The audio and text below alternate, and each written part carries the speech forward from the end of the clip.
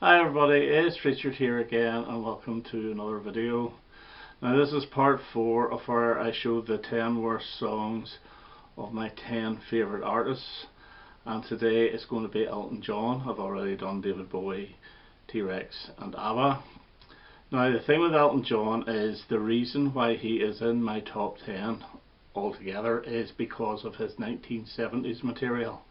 Now if I was to do his whole career, all the picks would be from the 90s, 2000s and 80s, and if I'm being honest, I don't know the 2000s stuff as well as the 90s stuff, which I don't know as well as the 80s stuff, which I don't know as well as the 70s stuff. And because he's in the top 10 solely because of his 70s output, I decided just to pick Elton John in the 70s. Now one other thing is he has to have a writing credit on the song, so there's no Lucy in the Sky with Diamonds or Pinball Wizard, and luckily enough it means that there's nothing from the Victim of Love album in 1979, because that was all written by Pete Bellotte.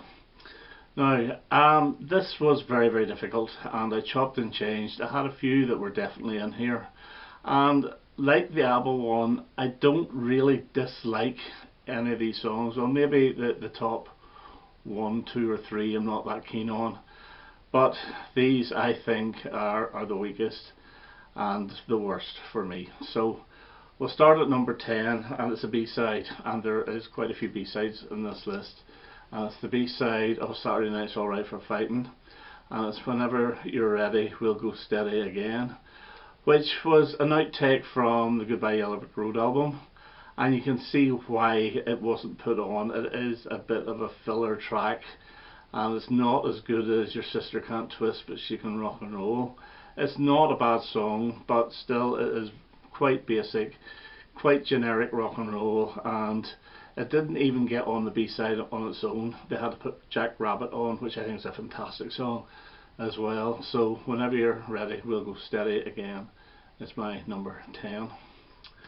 At number 9 we have from the Rock of the Westies album, and it's Billy Bones and the White Bird. Now whenever I first bought this album, which was in the 1980s, I liked side 1, I didn't love it, but I hated side 2, and I thought this was a dreadful album overall.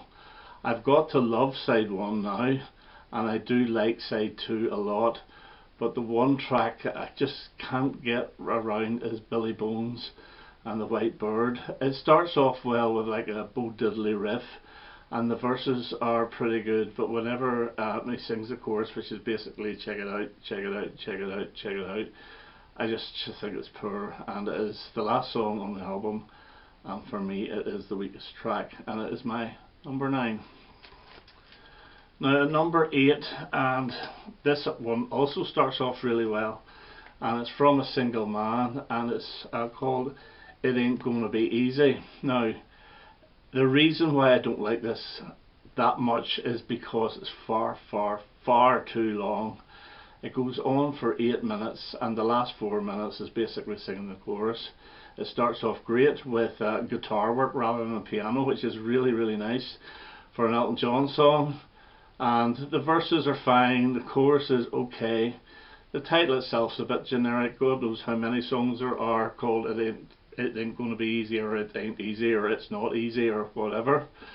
But as I say, it goes on for 8 minutes, and by the time it's over, I'm actually annoyed. It just annoys me, and the way it's just repetitive, it just, no. So it gets on my list at number 8.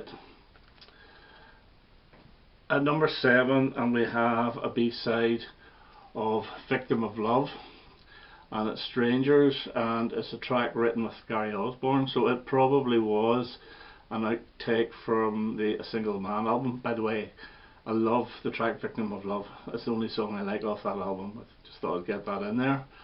But Strangers is bland, and I can understand if it was an outtake of A Single Man why it didn't get on. It's just boring. There's no spark in it at all. It's almost like the chorus, you've heard it before, it's almost copied from something, and it's just not one of his best. So Strangers is my number 7. At number 6, and a song I'm starting to appreciate a little bit more, but I always thought this was the weak link of the album, and I still do. And it's a fantastic album, Caribou, and the track is called Stinker, and it's full of horns, and it's a very bluesy type number. I've always said this album might even been his best album if they'd have removed that and put Cold Highway, the B-side of The Bitch Is Back, on it, but not to be.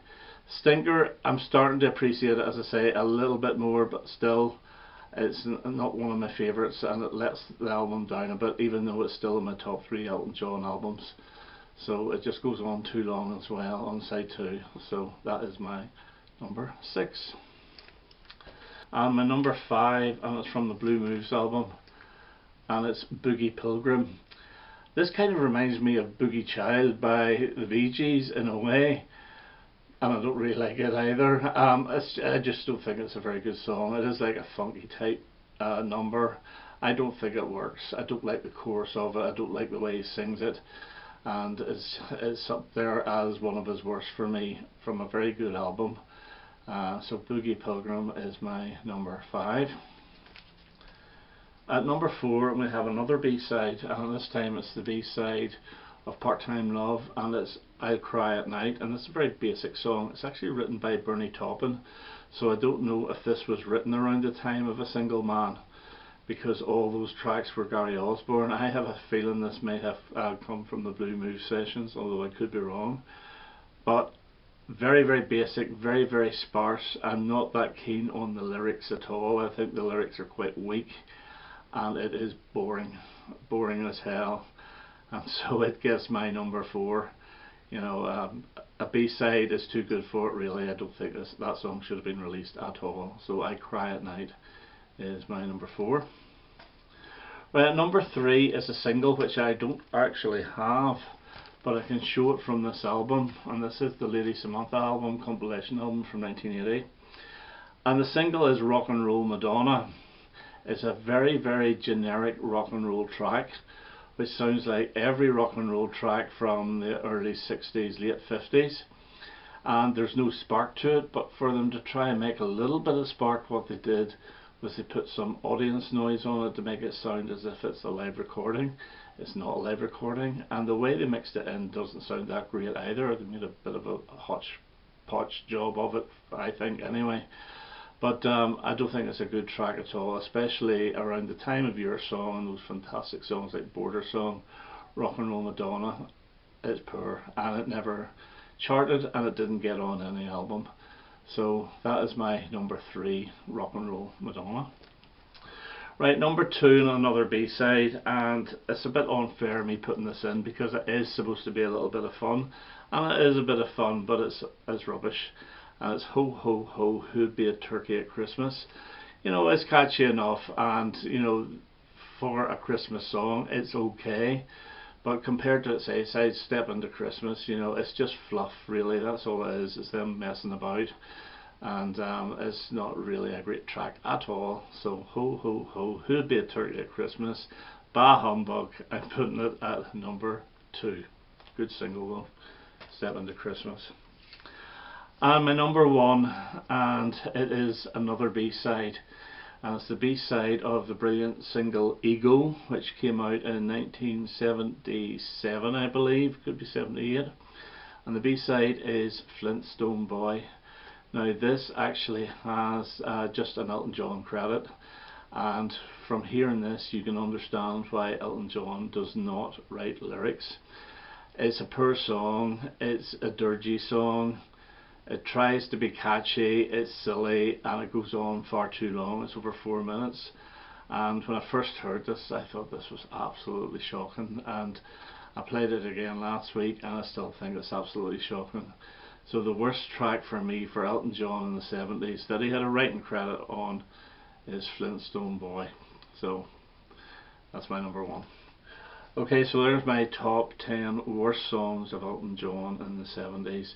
I'm not too sure which artist I'm going to do next, but it'll be one of the top 10 anyway. So that's me for now. All the best now. Bye bye.